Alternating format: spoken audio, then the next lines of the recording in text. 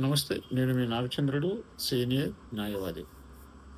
ఆస్తి అమ్మినప్పుడు చెక్కులు తీసుకోవచ్చా? ఒక కేసులో విషయం ఏమిటంటే, ఒక వ్యక్తి తన అవసరం నిమిత్తం ఒక అగ్రికల్చర్ ల్యాండ్‌ను అమ్మినాడు. కొనుగోలు చేసిన వ్యక్తి కొంత అడ్వాన్స్ ఇచ్చి అగ్రీమెంట్ ఆఫ్ సేల్ చేసుకున్నాడు.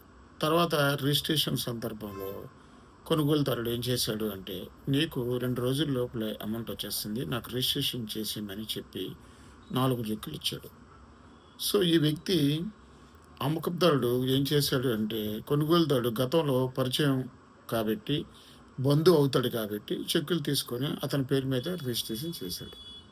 కొనుగోలుదారుడు పట్టా వచ్చింది. ఆ తర్వాత ఇతను వెళ్లి చెక్కు బ్యాంకులో ప్రెజెంట్ చేస్తే, ఆ చెక్కులు బౌన్స్ అయిపోయాయి.